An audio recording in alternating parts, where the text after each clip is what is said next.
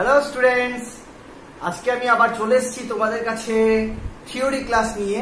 Class 12 এর theory class নিয়ে। Class 12 এর আমরা আলোর প্রতিসরণ পাঠটা করছিলাম, আজকে তার ফাইনাল ক্লাস, মানে আজকে আলোর প্রতিসরণটা আমি শেষ করে দেবো। ঠিক আছে, আলোর প্রতিসরণের এই ফাইনাল পার্টে আমরা যেটা শিখবো সেটা হলো ফুল প্রিজম। প্রিজম নিয়ে পুরো ক্লাসটা চলবে। প্রিজম পুরো ডিটেলসে যা যা ডেরিভেশন আছে প্রিজমের সব আমি এই ক্লাসে কভার করবো। ঠিক আছে, তো দেখতে থাকো। আমরা শুরু করতে চলেছি আলোর প্রতিসরণের লাস্ট ক্লাস। ওকে, দেখে নাও, চলো শুরু করা যাক। এই ক্লাসটা দেখার আগে অবশ্যই আলোর প্রতিসরণের আগের যে ক্লাসগুলো আমি করিয়েছি সেগুলো অবশ্যই দেখে নেবে। ঠিক আছে, তাহলে এই ক্লাসটা আরো ভালো করে বুঝতে পারবে। শুরু করি। তো আজকে এই আলোর প্রতিসরণের ক্লাসে আমরা যেটা শিখবো সেটা হলো প্রিজম।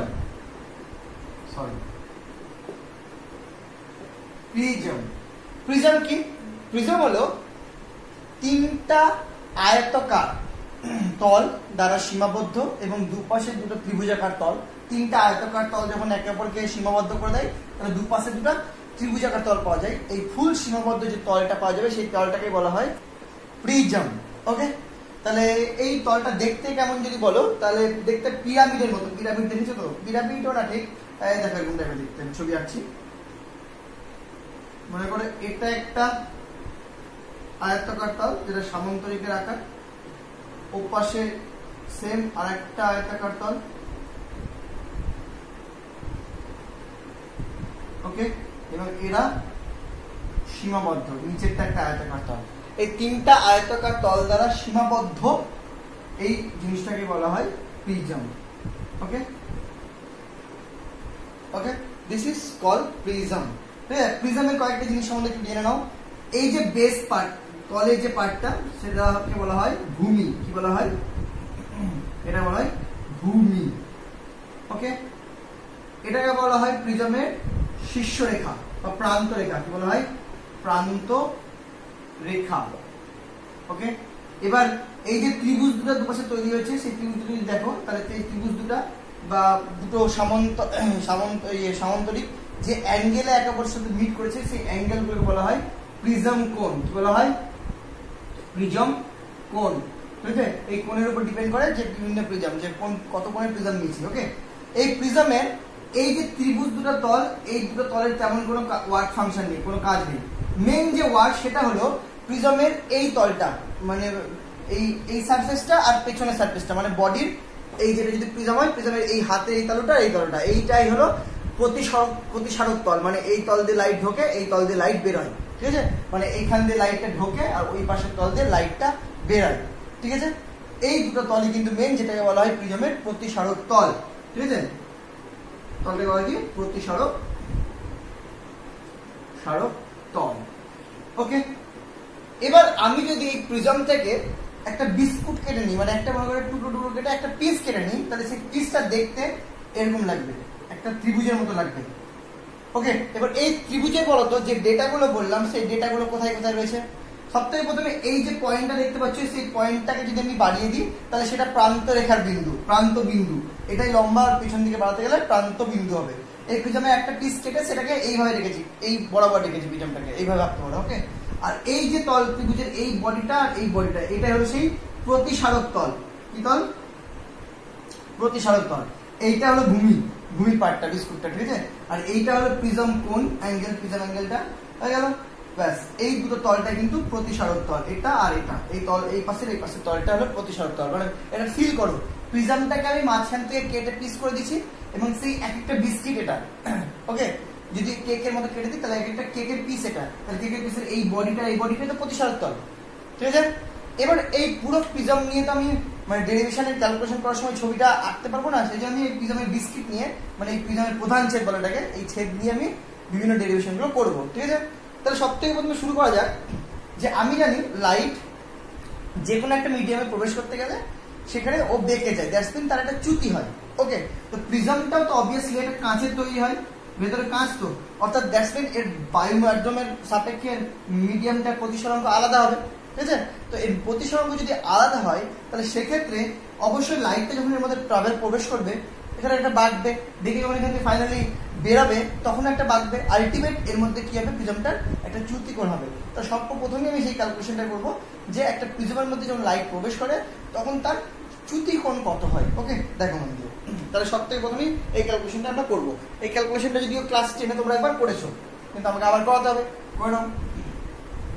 এটা একদম মানে উপপাদ্যের মতো ক্যালকুলেশন, একটু বুঝবে, নামগুলো ভুলাবে না, তাহলে খুব সহজে যাবে। হ্যাঁ, দেখো এটা হলো প্রিজমটার প্রধান ছেদ। আমি এক সাইডে ছবি রাখবো, এক সাইডে ক্যালকুলেশনটা করবো। ওকে, এটা হলো প্রিজম কোণ, নাম দিলাম এ, এমনি নাম এ, প্রিজম কোণটাকে এ বলা হয়। This is B, this is C, এটা prism. Okay, let us consider এখান থেকে কোনো একটা লাইট এর উপরে পড়লো প্রিজমটা এই বডিতে। অবশ্যই যে বডিতে পড়লো সেখানে একটা অভিলম্ব আঁকতে হবে। অভিলম্ব মিন্স সেটা কি হবে, প্রিজমের যে সারফেসে পড়েছে সেই সারফেসের উপর লম্ব। সেই সারফেসের উপর লম্ব কোনটা, এটা দেখো এক্স্যাক্টলি এই সারফেসটার উপর লম্ব, তাহলে এটা হয়ে গেল তোমার অভিলম্ব। এই অভিলম্ব হিসাবে কি হবে, যেহেতু এটা হলো আপাতন কোণ হয়ে গেল। ওকে, নেক্সট এই লাইটটা যেহেতু ভিতরে প্রবেশ করছে, অর্থাৎ এটা হলো বায়ু ধরলাম বা এটা গ্লাস ধরলাম, তাহলে অবভিয়াসলি এটা বায়ু লঘু মাধ্যম, এটা ঘন মাধ্যম, দ্যাটস মিন্স এটা অবিলম্বের কাছে সরবে। ওকে, এটা এই পথে যাওয়া উচিত ছিল, দিস ইজ দ্য অরিজিনাল পথ, কিন্তু সেটা কি হবে, অবিলম্বের কাছে সরে যাবে। ওকে, দেখো এটা কি করলো, অবিলম্বের কাছে সরে গেল। ওকে, তাহলে এটা হলো প্রতিসরণ কোণ। ঠিক আছে, এবার এই যেটা বেরোলো এটা হলো চ্যুতিকোণ, কিন্তু এটা চ্যুতিকোণ only on the first surface. কিন্তু আমি যদি ফাইনাল চ্যুতিকোণ দেখতে হয়, তাহলে আমাকে আবার এইখানে গিয়ে দেখবো লাইটটা আবার দেখবে। কেন, কারণ এখানে আবার অবিলম্ব আঁকবো। এবার এই অবিলম্বের সাথে কি হবে, লাইটটা যখন ঘন মাধ্যম থেকে লঘু মাধ্যমে ট্রাভেল করছে, দ্যাটস মিন অবিলম্ব থেকে দূরে সরে যাবে। ওকে, তাহলে এইটা হলো আপাতন কোণ I1 ধরলাম, এখানে প্রতিসরণ কোণ R1 ধরলাম, এখানে আপাতন কোণ কিন্তু ভেতরে যেহেতু সেজন্য R2 ধরলাম, কিন্তু এটা আপাতন কোণ, এবং এটা ফাইনাল প্রতিসরণ কোণ, কিন্তু এখানে আমি এটাকে I2 ধরলাম, কারণ যেটা বাইরে আছে, কাঁচের বাইরের গুলোকে I দিয়ে ধরবো, কাঁচের ভেতরের গুলোকে R দিয়ে ধরবো, আমি আগের ক্যালকুলেশনে বলেছি। কিন্তু এটা এখানে আপাতন কোণ R2, প্রতিসরণ কোণ কিন্তু I2। এবার যদি এটা ফাইনাল লাইট হয়, তাহলে এই চ্যুতিটার কোনো কাজে লাগবে না, কারণ এই চ্যুতিটা খালি তো এই সারফেসে, কিন্তু ফাইনাল লাইট তো এটা, আর ইনিশিয়াল লাইট এটা, ইনিশিয়াল লাইট এটাই আছে, আর ফাইনাল লাইট এটা। তাহলে এই লাইটটা আর এই লাইটটার মাঝখানে যে কোণটা হবে সেটাই হলো চ্যুতিকোণ। সো সেটা বের করার জন্য আমি কি করলাম, এই লাইটটাকে পিছন দিকে বাড়িয়ে দিলাম, বাড়িয়ে যে পেলাম এইটা পোর্শনটা, এই পোর্শনটাকে বলা হয় ডেল্টা বা চ্যুতিকোণ। দেখো বুঝতে পারলে কিনা, যে চ্যুতিকোণটার ক্যালকুলেশন আমরা করবো।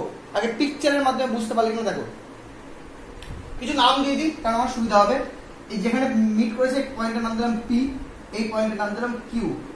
ওকে, এক নম্বর। এই দুটো অভিলম্ব যেখানে মিট করেছে সেখানকার নাম দিলাম সাপোজ সি। ঠিক আছে, এইখানে একটা পয়েন্ট মিটিং পয়েন্ট পেয়েছি, সেখানকার নাম দিলাম আমি আর। ওকে, এইসব নামগুলো দিয়ে দিলাম, কাজে লাগবে। এখানে এটা যেহেতু এগিয়েছে, এখানে একটা নাম দিতে পারো, এটা নাম দিলাম এস।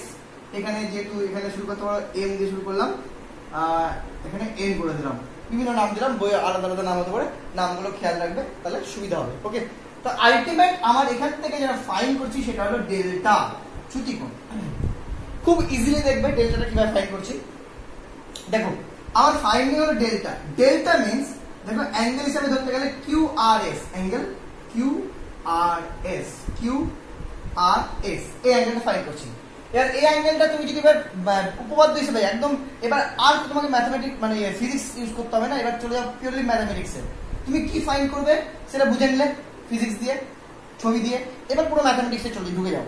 ম্যাথমেটিক্স হিসাবে তুমি যদি ডেল্টা মানে এই কিউ আর এস অ্যাঙ্গেলটা খুঁজো, তাহলে তুমি দেখতে পাচ্ছ এই কিউ আর এস অ্যাঙ্গেলটা ট্রায়াঙ্গেল আর পি কিউ এর একটা বহিস্থ কোণ।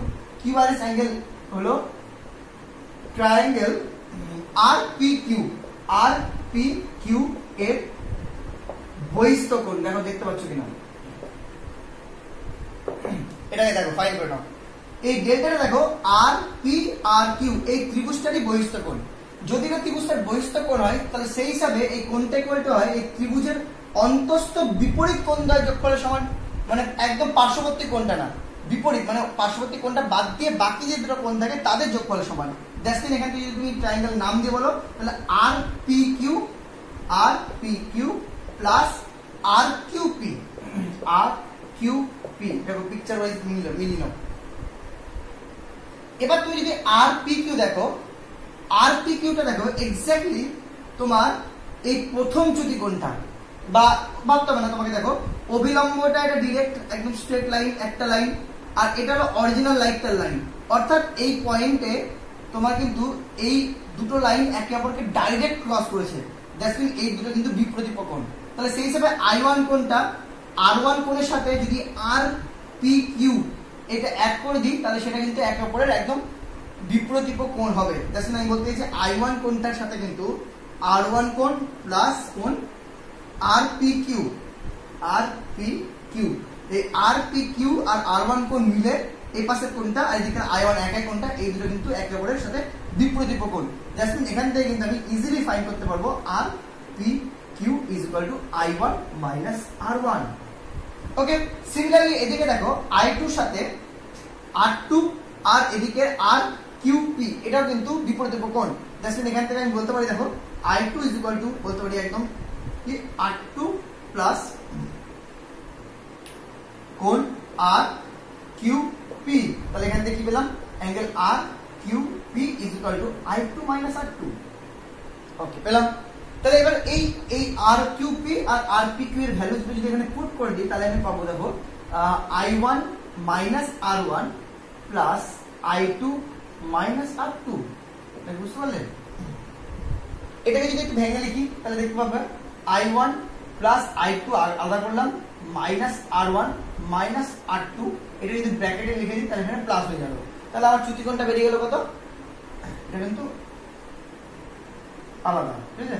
চ্যুতিকোণটা বেরিয়ে গেল delta equal to I1 plus I2 minus bracket of R1 plus R2। এখানে কিন্তু ক্যালকুলেশনটা শেষ হয়ে যেত, কিন্তু এখানে একটা সমস্যা থেকে গেল, সেটা হলো R1 প্লাস R2, কারণ R1 আর R2 পুরোটাই প্রায় মানে এই প্রিজমটার ভেতরে তৈরি হওয়া কোণ, যে কোণ দুটো তুমি কিন্তু বের করতে পারবে না, ক্যালকুলেশন করতে মানে মেজার করতে পারবে না, কারণ প্রিজমের ভিতরে ঢুকে কি করে মেজার করবে? I1 আর R2 তুমি কিন্তু প্রিজমের বাইরে মেজার করে নিতে পারবে, ফলে R1 আর R2 রাখা যাবে না, ফলে R1 R2 কে আমাকে চেঞ্জ করতে হবে। এবার এই R1 প্লাস R2 বা এটাকে চেঞ্জ করার ক্যালকুলেশনটা দেখো মন দিয়ে, সিম্পল একটা ক্যালকুলেশন। হ্যাঁ, দেখো R1 প্লাস R2 কে চেঞ্জ করার জন্য সবথেকে প্রথমে দেখতে হবে R1 প্লাস R2 এখানে R1 রয়েছে, এখানে R2 রয়েছে, মানে এখানে অফিশিয়ালি R1 অ্যাঙ্গেলটা একবার দেখে নাও তাহলে ভালো হবে। CPQ এইটা ছিল R1 আর CQP এটা হলো R2। ভালো তো লক্ষ্য করে দেখো, ট্রায়াঙ্গেল তুমি যদি PCQ এই ট্রায়াঙ্গেলটা একদম ম্যাথমেটিক্স, যদি এই ট্রায়াঙ্গেলটা চুজ করো ভালো তো দেখবে ছবিটা পাবে, তাহলে দেখবে সেই ট্রায়াঙ্গেল থেকে তুমি ইজিলি বলতে পারো যে R1 plus R2 plus angle PCQ মানে C অ্যাঙ্গেলটা, এটা অ্যাড করতে গেলে এটা অ্যান্সার হবে 180, তাই বলতে পারো। এবার প্রশ্ন হলো তুমি এই PCQ অ্যাঙ্গেলটা জানো না, এই PCQ অ্যাঙ্গেলটা বের করার জন্য দেখো PCQ অ্যাঙ্গেলটা বের করতে গেলে তুমি R1 প্লাস R2 ভ্যালুটা পেয়ে যেতে, যদি এই ভ্যালুটা তুমি জানতে। সেই এবার PCQ অ্যাঙ্গেলটা বের করার জন্য তুমি যদি এই চতুর্ভুজটা সিলেক্ট করো, কোন সিলেক্ট করো APCQ সিলেক্ট করলাম, একদম পিওর ম্যাথমেটিক্স, পিওর একটা উপপাদ্যের মতো একদম সুন্দর। APCQ এই চতুর্ভুজটা যদি তুমি সিলেক্ট করো তাহলে দেখতে পাবে এখান থেকে চারটা কোণের সমষ্টি 360, তাই তো? তো চারটা কোণ কি কি? অ্যাঙ্গেল PAQ, অ্যাঙ্গেল PAQ কে তুমি ডাইরেক্ট A বলে সম্বোধন করতে পারো, কারণ PAQ এই অ্যাঙ্গেলটাকে প্রিজম কোণ বলে, তার মান হচ্ছে তুমি জানো A, তাই ডবল লিখলাম না। প্লাস অ্যাঙ্গেল APC, আবার এই APC অ্যাঙ্গেলটাকে তুমি 90 হিসাবে লিখতে পারো, কারণ এটা AB এর উপর অভিলম্ব, অর্থাৎ APC অ্যাঙ্গেলটা 90 হবে, তুমি এটা জানো। তারপরে অ্যাঙ্গেল PCQ সেটা বের করার জন্য আমি এই কাজটা করছি। প্লাস আবার দেখো অ্যাঙ্গেল CQA, এই অ্যাঙ্গেলটা 90 ডিগ্রি, কারণ এটাও এই তলটার উপর অভিলম্ব একটা তলের উপর দুপাশেই 90 ডিগ্রি কোণ করে, সো 90, তো দ্যাট ইজ ইকুয়াল টু 360। ওকে, এখান থেকে যদি ভালো করে লক্ষ্য করো তাহলে দেখবে 90 180 আর 360, that's mean A plus angle PCQ যদি নাও তাহলে সেটা आंसर হবে 180, ঠিক আছে? তাহলে এখান থেকে তুমি দেখো, এখান থেকে যদি PCQ টা বের করে নাও তাহলে PCQ ইজ ইকুয়াল টু বের হবে 180 minus A, putting here that's mean R1 plus R2 plus 180 minus A is equal to ওদিকে ছিল 180। দেখো জাস্ট কি করলাম আমি, এইখানকার PCQ অ্যাঙ্গেলটা বের করে সেই ভ্যালুটা আমি এখানে পুট করলাম। ওকে, এবারে এই পাশে 180 কেটে গেল, তাহলে ওই পাশে 0 থাকলো, that's mean R1 plus R2 is equal to A। এবার দেখো কত সিম্পলি R1 প্লাস R2 ভ্যালুটা A এর সমান বেরিয়ে গেল। এবার এটা তো আমাদের নৌন রাশি, কারণ এটা কি, এটা হলো প্রিজম কোণ। প্রিজম কোণ কত কোণের প্রিজম নিচে তুমি ইজিলি মাপতে পারবে, তাই না? সো এবার যদি আমি এটা পুট করে দিই তাহলে এটা ফাইনাল দাঁড়ালো I1 plus I2 minus A। এবার দেখো সবই নৌন রাশি হয়ে গেল। So final delta is equal two, যেটা আমরা ইউজ করব, সেই ডেল্টা ইজ ইকুয়াল টু হবে I1 plus I2 minus A। দেখো ডেরিভেশনটা বুঝতে পারলে কিনা, খুব সিম্পল ডেরিভেশন। পজ করে টুকে নাও, হয়েছে, মেটালাম।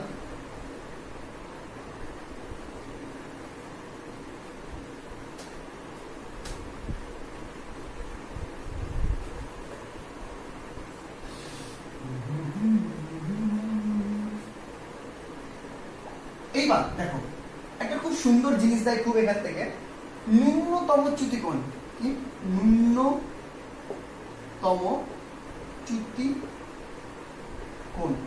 ন্যূনতম চ্যুতিকোণ মানে প্রিজমের মধ্যে যখন লাইটটা আমি পাঠাচ্ছি, লাইটটা যখন ফাইনাল বেঁকছে, তখন সেই ফাইনাল বেঁকা আর প্রাথমিক লাইট যেটা মেন, তার সাথে যে অ্যাঙ্গেলটা হয় সেটা হলো চ্যুতিকোণ। আগে বের করলাম, সেটাকে কি করে মিনিমাম করা যায় সেটা আমাদের দেখতে হবে। তার কারণটা কি, মনে রাখবে প্রিজমের সব কিছু সব থেকে বেস্ট তখনই দেয় যখন আমি ওই প্রিজমটাকে মিনিমাম অ্যাঙ্গেল অফ ডেভিয়েশনে রাখতে পারি, মানে এমন ভাবে সেট করতে পারি যাতে মানে অ্যাঙ্গেল অফ ডেভিয়েশনটা বা চ্যুতিকোণটা মিনিমাম হয়। এবার চ্যুতিকোণটা আমরা কন্ট্রোল করবো কি করে?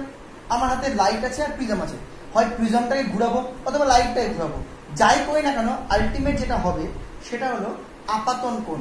যে লাইটটা কত কোণে আপাতত হচ্ছে তার উপর ডিপেন্ড করে কিন্তু চ্যুতিকোণটা মানে বাড়ে বা কমে, ঠিক আছে?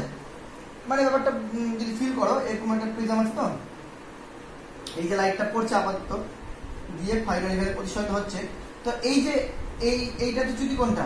এবার যত আমি আপাতন কোণটা চেঞ্জ করবো, ঠিক আছে, বৃদ্ধি করবো, সেই হিসাবে মানে এখানে যদি বাড়াই তাহলে এটা আর একটু কম বেঁকবে, ফলে এটা কম বেঁকবে, আরো আস্তে আস্তে চ্যুতিকোণটা কমবে। কিন্তু বেশি বাড়াতে গেলে আবার দেখা যাবে চ্যুতিকোণটা আবার আলটিমেট বাড়তে শুরু করছে, ঠিক আছে? দ্যাটস মিন আমি আপাতন কোণ একদম বাড়াতেও পারবো না, আবার একদম কমাতেও পারবো না।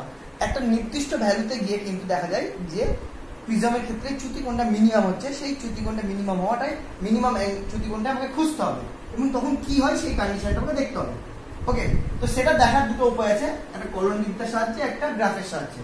তো কলনবিদ্যার সাহায্যে আর গেলাম না, আমি গ্রাফের সাহায্যে দেখাচ্ছি। কলনবিদ্যার ডেরিভেশনটা অনেক বড়, ঠিক আছে, সেটা এক্সামে না করলেও চলে, তাই গ্রাফের সাহায্যে শিখে নাও, এটাই খুব ইজি হবে, ঠিক আছে? তো কেমন বলছে, যদি তুমি একটা গ্রাফ প্লট করো, ওকে, তুমি যদি এক্স অক্ষ বরাবর আই প্লট করো, মানে আপাতন কোণ প্লট করো, আর ওয়াই অক্ষ বরাবর যদি ডেল্টা প্লট করো, তাহলে দেখবে তোমার যে কোনো একটা নির্দিষ্ট আপাতন কোণ নিলেন, সাপোজ I1, ওকে, তখন দেখবে সাপোজ প্রিজম একটা যে কোনো ভ্যালু চ্যুতি দিচ্ছে, এই পয়েন্টটার নাম চ্যুতিকোণ। তাহলে এই পয়েন্টটার যে কোঅর্ডিনেট হবে সেটা হলো I1, ডেল্টা, মনে করো চ্যুতিকোণটা ডেল্টা দিলাম। এবার যদি আস্তে আস্তে তুমি I1টাকে মানে আপাতন কোণটাকে বাড়াতে থাকো, তাহলে দেখবে ধীরে ধীরে চ্যুতিকোণটা কমছে। কি হবে? ধীরে ধীরে কমছে, কমতে কমতে কমতে কমতে কমতে কমতে একটা পজিশনে গিয়ে দেখলাম এইসব জায়গায় গিয়ে যে এই I1 ভ্যালুর জন্য কিন্তু চ্যুতিকোণটা মিনিমাম হলো, ঠিক আছে? তারপরে যদি তুমি আবার I1 বাড়াতে থাকো, তাহলে একটা সময় দেখবে আস্তে আস্তে চ্যুতিকোণটা আবার কি হবে? বাড়তে থাকবে, ঠিক আছে? এবং একটা এমন ভ্যালু আছে যেখানে দেখবে এই প্রথমে যে I1 ইউজ করেছিলাম তার জন্য যে চ্যুতিকোণটা পেয়েছিলাম, এক্স্যাক্টলি আবার আমি সেই চ্যুতিকোণটা ফিরে পাবো, এক্স্যাক্ট চ্যুতিকোণ। এবং সেটাকে যদি নাম দিয়ে আনাদার আই, তো সেটা আবার দেখা যায় সেটা হলো যে I1 নিয়ে আমি স্টার্ট করেছিলাম, সেই I1 এর ক্ষেত্রে যে প্রতিসরণ কোণ ফাইনাল পেয়েছিলাম, মানে I2 পেয়েছিলাম, সেই I2 বালা আপাতন কোণের ক্ষেত্রেই আমি দেখব আবার সেই চ্যুতিকোণ ডেল্টা ফিরে পাচ্ছি। দ্যাটস মিন এই পয়েন্টটার কোঅর্ডিনেট হবে I2, del2। এই I2টা হলো আপাতন কোণ, কিন্তু সেটা আবার এই আপাতন কোণের ক্ষেত্রে তৈরি হওয়া পজিশন কোণের সমান হয়। ওকে, তাহলে এই পজিশনটাতে দেখছি আমি কি হচ্ছে, এই অ্যাঙ্গেলটার ক্ষেত্রে দেখছি আমি সব থেকে মিনিমাম ডেভিয়েশন হচ্ছে। এবার এই গ্রাফ থেকে যেটা আমি সব থেকে ভালো জিনিস পেলাম সেটা হলো, দেখো এই পয়েন্ট দুটোর মধ্যে কি দেখতে পাচ্ছি, এই I1 আর I2 ভ্যালুর জন্য এইখানে ডেল্টা আমি সেম পাচ্ছি, একই চ্যুতি পাচ্ছি। দেখুন এখানে যদি আমি এই পয়েন্ট দুটোর মধ্যে ডিসটেন্স দেখি, তাহলে ডিসটেন্সটা হবে √I1 - I2 square plus del minus del square. এটা ছোটবেলার ফর্মুলা শিখেছিলাম যে স্থানাঙ্ক জ্যামিতিতে দুটো পয়েন্টের মধ্যে ডিসটেন্স বের করার ফর্মুলা। সেখান থেকে পেলাম কিনা I1 মাইনাস I2। ওকে, এবার দেখো গ্রাফ অনুযায়ী যত আপাতন কোণ এদিকে কমাচ্ছি, মানে সরি আপাতন কোণ বৃদ্ধি করছি, পরে ডেল্টা কমছে। সিমিলারলি সেই আপাতন কোণ ডিউটি আমি এখানে আবার I2 পাচ্ছি। করতে করতে এই পয়েন্টে দেখো আমি যেখানে I1 টা পেয়েছি, আপাতন কোণ যে আপাতন কোণটা পেয়েছি এইখানে, সেখানে যে প্রতিসরণ কোণ I2 হবে, সেক্ষেত্রে তাদের মধ্যে ডিসটেন্সটা দেখো নেই, শূন্য। দ্যাটস মিন এইখানে যদি আমি I1 আর I2 এর মধ্যে ডিসটেন্স দেখি, তাহলে দেখবো I1 minus I2 equal to শূন্য। কারণ দেখো এখানকার যে I1 পাবো করসপন্ডিং এখানে সেই I2 পাবো, ফলে এখানে লেন্থ কি হবে I1 মাইনাস I2, এখানে আবার লেন্থ কি হবে I1 মাইনাস I2, এখানে আবার R1 মাইনাস I2। তো এই পয়েন্টে দেখছি I1 মাইনাস I2 কিন্তু 0। ওকে, সো ন্যূনতম চ্যুতি কোণের সময় যে কোণটাতে আমি আপাতত করলাম প্রতিসরণ কোণটা দেখবো যা হচ্ছে তার মাইনাসটা 0। দ্যাটস মিন এখানে দেখতে পাচ্ছি I1 equal to I2। That's mean ন্যূনতম চ্যুতি কোণের সময় আমরা যে আপাতন কোণটা ইউজ করব সেটা যদি প্রতিসরণ কোণটা সমান হয়, তাহলে বুঝবো যে না প্রিজমটা ন্যূনতম চ্যুতি কোণে রয়েছে।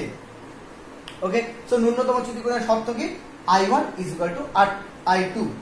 ওকে, এখান থেকে আরেকটা জিনিস বলা যেতে পারে যে যদি ন্যূনতম চ্যুতি কোণে থাকে, মানে I1 ইজ ইকুয়াল টু যদি I2 হয়, তাহলে এক্ষেত্রে কিন্তু তোমার কি বলে এটাকে প্রিজমের মধ্যে লাইটটাও সেটা কিন্তু একদম বেসের সমান্তরাল হয়। সেটা কি করে প্রমাণ করবো মন দিয়ে দেখো, খুব সিম্পল। এটা একটু কেন মিটাচ্ছি। ওকে, মিটাবো, মিটালাম। দেখো এবার আমি যে ডেরিভেশনটা বলছি সেটা হলো যে যদি ন্যূনতম চ্যুতি কোণ থাকে, তাহলে প্রিজমের মধ্য দিয়ে যাওয়া রশ্মি ভূমির সমান্তরাল হয়। এটা কি করে প্রমাণ করবো দেখো। দেখো আমি দেখেছিলাম এটা প্রিজম, তাই তো? মনে করো এইখানে আপাতত হলো, তারপরে এটা অবিলম্ব, এটা প্রতিষ্ঠিত হলো, দিয়ে এটা গেল অবস্থান, এটা আবার অবিলম্ব, এটা I1, এটা R1, এটা R2, এটা I2, এটা আমরা জানি। এবার ভালো করে লক্ষ্য করে দেখো যে I1 ইকুয়াল টু I2 হয়। ওকে, আগে একটা কয়েকটা জিনিস দেখে নাও। এটা হলো 1, এটা 2, এটা 1। মনে করলাম শূন্য মাধ্যম, এটা 1 2 দিয়ে করো, তাও অসুবিধা নেই। তাহলে এখানে যদি স্নেলস অ্যাপ্লাই করি, তাহলে sine of I1 by sine of R1 is equal to কি 2 এ বাঁকলো 1 মিউ 2। ওকে, এখানে যদি স্নেলস অ্যাপ্লাই করি, sine of R2 by sine of I2 একে বাঁকলো 2 মিউ 1। এখানে R2 কিন্তু আপাতন কোণ, হ্যাঁ? তাহলে এখান থেকে আবার যদি এটাকে sine of I2 by sine of R2 বের করি, উল্টে দিই, তাহলে এটা কিন্তু 1 মিউ 2 লেখা যায়। তাহলে দেখো এটা 1 mu 2 that's mean they are equal. So therefore sine of I1 by sine of R1 is equal to, we can write sine of I2 divided by sine of R2। তাই বুঝতে পারলেন? তাহলে এখান থেকে আবার I1 ইকুয়াল টু I2 হয়, তাহলে এই উপরের পার্টটা কেটে গেল। That's mean sine of R1 is equal to sine of R2 হবে। So sine of R1 equal to যদি সাইন অফ R2 হয়, that's mean R1 equal to R2। তাহলে এখান থেকে বুঝলাম R1 আর R2 সেম হয়। ওকে, এবার এই পার্টটা কি হয়? এই পার্টটা হয় I1 মাইনাস R1, আর এই পার্টটা কি হয় I2 মাইনাস R2। এবার I1 আর I2 সেম, মানে এই পার্টটা আর এই পার্টটা সেম আছে। এবার এইটা এটাও সেম, তাহলে এটা থেকে এটা বাদ দিয়ে এটা যা পাবো, এটা থেকে এটা বাদ দিয়ে সেম পাবো। দ্যাটস মিন এই দুটো কোণও সেম।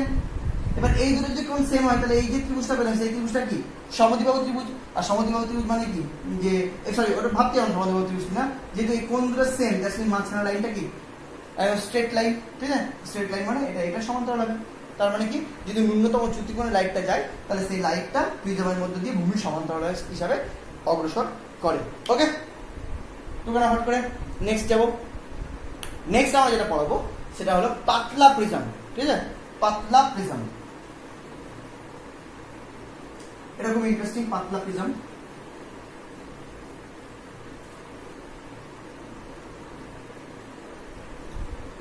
প্রিজম which is পাতলা।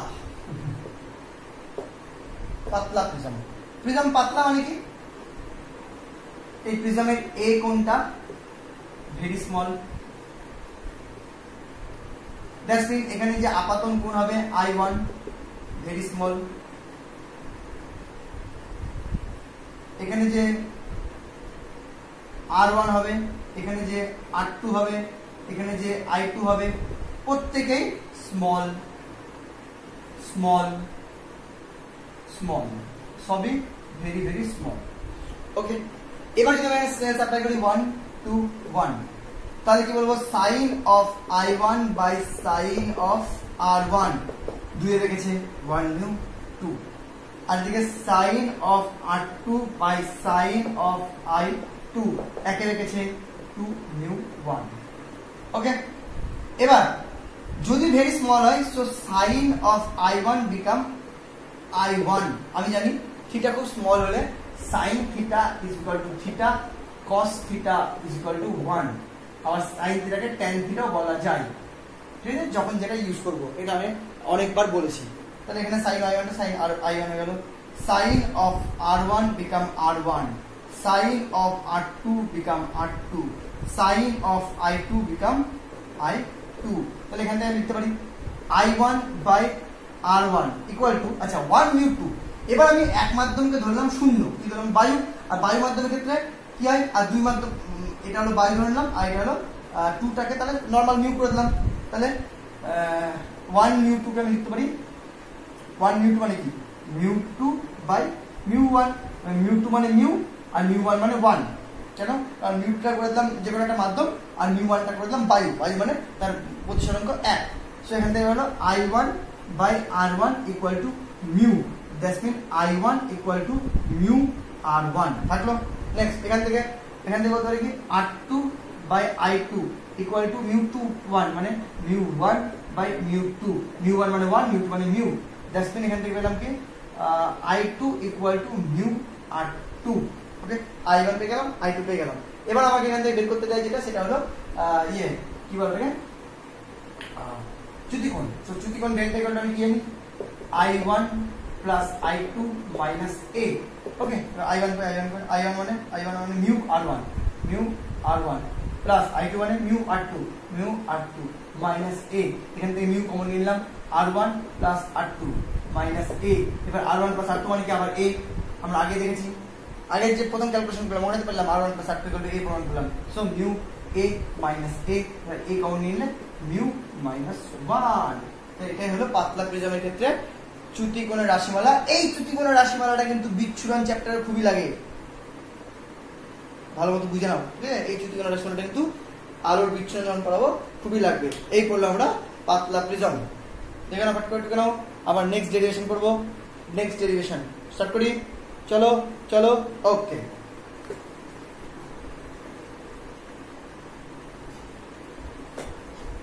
নেক্সট ডেরিভেশন যেটা করবো সেটাতে হলো জিজ্ঞেস করে অনেক সময় যে প্রিজমের মধ্যে লাইট পড়লো, ভালো কথা, কিন্তু প্রিজম থেকে সেই লাইটটা বেরোলো না, প্রিজম থেকে রশ্মি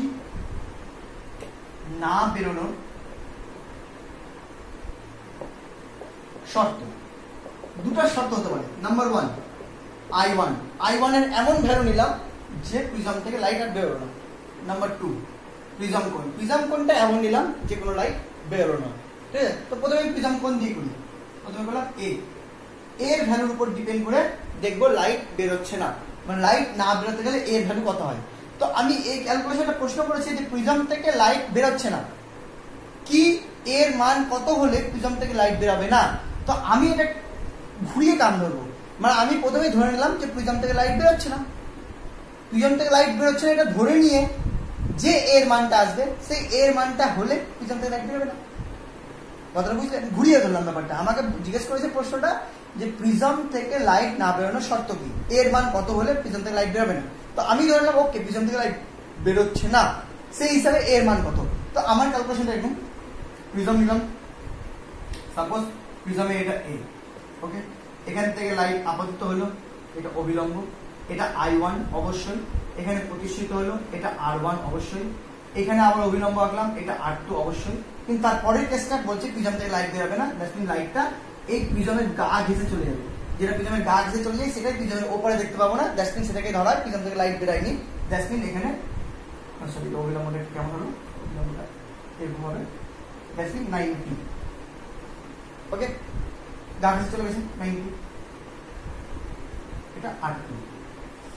ওকে দেখো ব্যাপারটা দেখো, I1 আপাতন কোণ, R1 প্রতিসরণ কোণ, R2 আবার আপাতন কোণ, কিন্তু সেখানে প্রতিসরণ কোণটা কত হয়ে গেল? প্রতিসরণ কোণটা হয়ে গেল 90। এবার এটাও জানি যে সারফেসে লাইট ঘন থেকে লঘুর দিকে যাচ্ছিল সেই সারফেসে যদি প্রতিসরণ কোণটা 90 হয়, দ্যাটস মিন এর আপাতন কোণটাকে বলা হয় সংকট কোণ। জানা আছে?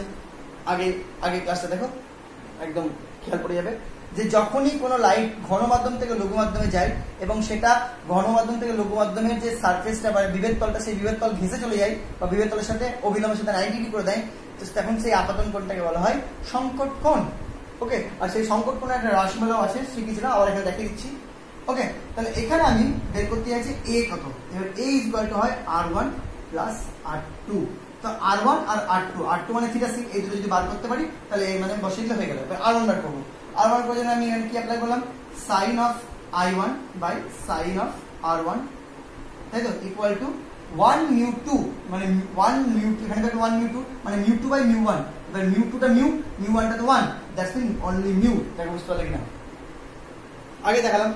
ওকে, এবার নেক্সট এখানে সাইন অফ R2 জায়গায় ইউজ করবো theta C by sine of 90 is equal to 2 μ1, that's mean μ1 by μ2, μ1 তো 1, μ2টা μ, that's mean 1 by μ। Okay, that's mean এখান থেকে আমি বলতে পারি sine of theta C equal to, এটা 1 হয়ে গেল 1 বাই μ। ওকে, আর এটা কিন্তু R2টাই কিন্তু theta C, that's mean theta C equal to sine inverse 1 by μ। আর এখান থেকে আমি বলতে পারি, এখান থেকে কি বলতে পারি, sine of I1 by sine of R1 equal to μ। তাহলে এখান থেকে আমাকে বের করতে হবে sine of R1। Okay, sine of R1 equal to কি, ওইদিকে হলো সাইন অফ I1 বাই μ, তাই তো? Sine of I1 by μ। Okay, next এখান থেকে যদি আমি R1টা বার করি, তাহলে সেই R1 ইকুয়াল টু হবে sine inverse sine of I1 by μ। এটা বুঝতে পারি না, তাই হবে তো? তাহলে R1 পেয়ে গেলাম, R2 পেয়ে গেলাম, ঠিক আছে? তাহলে A এর ভ্যালু কত হবে? Sine of inverse sine of I1 by μ plus এদিকে সাইন ইনভার্স 1 বাই μ। দেখো, তাহলে A এর ভ্যালুটা যদি এইটা হয় তাহলে লাইট বেরোবে না, কারণ লাইট না বেরোনো হিসাবে ধরে নিয়ে আমি এর ভ্যালুটা বের করলাম। দেখো হয়ে গেল, কিন্তু এটা কিন্তু ডেরিভেশনটা সিম্পল ডেরিভেশন, যে এর ভ্যালু যদি এত হয়, এই ভ্যালুটা হয়, তাহলে কিন্তু কোনো রশ্মি প্রিজম থেকে বেরাবে না। ওকে, নেক্সট ডেরিভেশন দেখো। নেক্সট ডেরিভেশন বলেছে ধরলাম I1 দিয়ে, I1 এর ভ্যালু কত হলে রশ্মি বেরাবে না। ওকে, মিটিয়ে দিলাম। এবার এক্ষেত্রে আমি এ নিয়ে ইন্টারেস্ট, একই কেস, একই ছবি, সব একই, শুধু আমার ইন্টারেস্টটা I1 নিয়ে, ঠিক আছে? এই দুটো কেস তো একই হবে, এটি নিয়ে বেরোবে। দেখো এই দুটো ফর্মুলা তো এইটা সেম ফর্মুলা বেরোবে, এখানে সাইন এখানে সাইন মিউ হবে, এখানে sine theta C by sine 90 equal to এটাই হবে। ওকে, এবার এখান থেকে আমি যেটা বের করতে চাইছি সেটা হলো I1, sine of I1 equal to কি, মিউ সাইন R1। দেখো বুঝতে পারলে, মিউ সাইন R1। এবার R1টা তো আমরা জানি না, আবার আমরা জানি একটা জিনিস, দেখো R1 plus R2 equal to A, এটা জানি। তাহলে এখান থেকে আবার দেখো R1 equal to A minus R2, আবার R2টা থিটা সি, মানে A মাইনাস থিটা সি বলতে পারি। যদি এখানে পুট করে দিই তাহলে হবে mu sine A minus theta C. আবার এটা যদি ভাঙি তাহলে লিখতে পারবো, দেখো mu sine A minus B, মানে sine A sine B, sine A sine theta C minus cos A cos B, cos A cos theta C. এখান থেকে I1, এখান থেকে সাইন ইনভার্স করে সব বেরিয়ে যাবে, ক্যালকুলেশনটা করলে হয়ে যাবে। ওকে, এবার এই ক্যালকুলেশন একটু উপরে করছি। Sine of I1 equal to mu into sine A sine theta C, sine theta C মানে কি 1 by mu, so sine A by mu হয়ে গেল, minus cos A cos theta C, মানে কস A থাকলো cos theta C দেখে নাও এখান থেকে, sin থিটা সি যদি 1 বাই মিউ হয় তাহলে cos থিটা সি কত হবে? cos theta C equal to হবে √1 minus 1 square 1 by mu square. সাইনের মান জানা থাকলে তো কসের মান বের করা যায় না, ত্রিকোণমিতির ফর্মুলা সেখান থেকে করলাম। এখান থেকে root under mu square minus 1 by mu, এখানে বসিয়ে দিলে কসের mu root under mu square minus 1 by mu. দেখো এরকম আসলো। নিচে একটু মেটাবো, টুকে না ফট করে আগে টুকলে মেটে দিচ্ছি। তাহলে এখান থেকে বেরিয়ে গেল I1 equal to sine inverse of, এই মিউটা মিউ কেটে যাবে লসগুলো, হ্যাঁ, sine A minus cos A root under mu square minus 1। Sorry, এখানে আমার একটু ম্যাথমেটিক্স এক জায়গায় একটু ক্যালকুলেশনে ভুলে গেছে। সেই ক্যালকুলেশনটা হলো sine A minus B formula sine A sine B, cos A cos B হয় না, sine A minus B formula হয় sine A cos B minus cos A sine B. হ্যাঁ, একটু গন্ডগোল হয়ে গেছে বলে আমার এটা একটু উল্টো চলে এসছে, আবার একটু মিটিয়ে করতে হবে। সরি, লেখানো টুক করে লাস্ট যেটা করছিলাম এখান থেকে করছে এখানে sine of I1 by sine of R1 equal to mu. So sin of I1 equal to mu into sin of R1 মানে হলো a minus theta c, that is mu into sin of a cos theta c minus cos a sin theta c। তাই তো এবার দেখে নিতে mathematics ভুলে যাচ্ছি বাবা। sin a cos b cos a sin b, sin a cos b cos a sin b। হ্যাঁ, এবার ঠিক আছে, ওকে। এবার যদি এটা বসাই তাহলে মিউ ইন্টু মানগুলো সব আছে পেয়ে যাবো sine A cos theta C মান কত, root under mu square minus 1 by mu, okay, আর minus cos A sine theta C মান কত, just 1 by mu, so by mu, okay. এখানে মিউ লস করে মিউ কেটে যাবে। So I1 equal to sine inverse sine A into root over mu square minus 1 minus cos A. এটা answer, ঠিক আছে। ম্যাথমেটিক্সটা খুবই লাগে, ম্যাথমেটিক্সটা না হলে না খুব সমস্যা হয়, ভুলে গেলে, ঠিক আছে। আমি ভুলে গেছিলাম একটু, তো ম্যাথমেটিক্সটা ভুলবে না কিন্তু, ম্যাথমেটিক্সটা খুব ভালো মতো কিন্তু মনে রাখতে হবে, বিশেষ করে ত্রিকোণমিতি, derivation,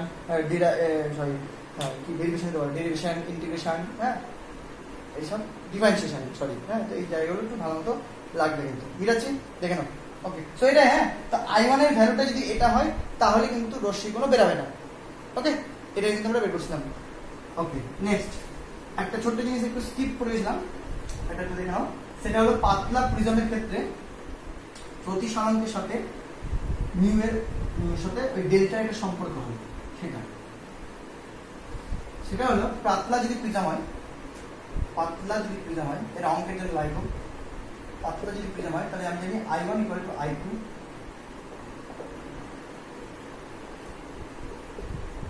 R R1 equal to R2, এটা আমরা দেখলাম, ওকে। সরি, পাতলা প্রিজম না, কথাটা হলো তোমার ন্যূনতম চ্যুতিকোণ, সরি, হ্যাঁ, ন্যূনতম চ্যুতিকোণ। যখন আমি চ্যুতিকোণটা বের করলাম তখন এটা একটু ভুলে গেছিলাম পড়াতে, যে ন্যূনতম যখন চ্যুতিকোণ হয় তখন আমরা একটা জিনিস পেলাম যে I1 ইকুয়াল টু I2 হয় আর R1 ইকুয়াল টু R2 হয়। যদি এটা হয় তাহলে সেখান থেকে মিউ আর এর মধ্যে একটা সম্পর্ক হয়, সেটা হলো আমরা যে কোনো একটা পোর্শন যদি নিই, মনে করো এই পোর্শনটাই নিচ্ছি, প্রিজমের ফার্স্ট পোর্শনটাই নিই, তাহলে এখানে এটা অভিলম্ব, এটা I1, এটা R1, তাহলে আমি এখান থেকে বলতে পারি sine of I1 by sine of R1 equal to আমরা জানি মিউ, কারণ 1 মিউ 2, মিউ 2টা mu, mu 2 by mu 1, mu 2টা মিউ, এটা আমরা জানি, sign I1 sign I2 mu, ওকে। এবার এখানে I1 ইকুয়াল টু I2 আর R1 ইকুয়াল টু R2 আছে, ওকে। তাহলে এখান থেকে কি করে যাই, আবার এ মানে জানি আমরা, আবার ডেল্টা মানে জানি I1 plus I2 minus A, that's mean 2I1 minus A, এটা বলতে পারি। আবার R1 এ মানে আমরা জানি R1 plus R2, that's mean 2R1 হিসেবে বলতে পারি। তাহলে এখান থেকে আমি দেখে বলতে পারি 2I1 equal to delta plus A, বা I1 equal to delta plus A by 2, আর এদিকে R1 equal two A by 2। তাহলে এখানে যদি বসিয়ে দিই তাহলে হবে সাইন অফ I1 এর মান কত, ডেল্টা প্লাস এ বাই 2 আর ওইটা সাইন অফ r1 এর মান কত a by 2 is equal to mu. এই ক্যালকুলেশনটা দিয়ে কিন্তু আমরা ডেল্টা মিউ আর প্রিজম কোণ এই তিনটার মধ্যে একটা সুন্দর সম্পর্ক বের করতে পারি, যেখান থেকে কিন্তু অনেক অঙ্ক আসে। ওকে, এই একটা বাকি ছিল। আচ্ছা সরি, এখানে ডেল্টাটা কিন্তু ডেল্টা মিনিমাম, হ্যাঁ, কারণ আমরা i1 কে i2 করে দিয়েছি, তাহলে delta minimum plus a by 2। Okay, আর কিছু আছে কি দেখে নিন, প্রিজম থেকে আর কিছু নেই। ওকে, ব্যাস শেষ হয়ে গেল, পড়ে নেবে প্রিজম পার্টটা। হ্যাঁ, ওকে। আর প্রিজমের ক্ষেত্রে একটা আছে যে যদি 90 ডিগ্রি অ্যাঙ্গেলের প্রিজম ইউজ করি, মানে প্রিজম কোণে যদি 90 ডিগ্রি হয়, তো সেই প্রিজমটা দিয়ে একটা অ্যাপ্লিকেশন করা যায়, যে ওখানে পূর্ণ প্রতিফলক হিসেবে ইউজ করা যেতে পারে। মানে প্রিজমের মধ্যে লাইট যখন প্রবেশ করে, তখন সেটা যদি সংকট কোণ পার করিয়ে প্রবেশ করালে সেখান থেকে আবার ভিতরে অভ্যন্তরীণ পূর্ণ প্রতিফলন হয়, সেটা ইউজ করে পেরিস্কোপে অনেক সময় দর্পণের জায়গায় প্রিজম মানে 90 ডিগ্রি প্রিজম ইউজ করা হয়, যাতে অভ্যন্তরীণ পূর্ণ প্রতিফলনের শোষণটা কম হয়। তাহলে আমরা আরো সুন্দরভাবে যেটা দেখতে চাইছি সেটা তার প্রতিবিম্বটা খুব স্পষ্ট দেখতে পাবো। ঠিক আছে, এটা হলো প্রিজমের একটা ইউজ আছে, করবে। হ্যাঁ, বাস আর কিছু নাই প্রিজমে। তো দেখে নাও ক্লাসটা ভালো লাগলে অবশ্যই শেয়ার করবে। আর নেক্সট আমরা আবার নেক্সট চ্যাপ্টার যেটা লেন্স, সেটা খুব তাড়াতাড়ি করে দেবো। ঠিক আছে, চলো, থ্যাংক ইউ, টাটা, বাই বাই।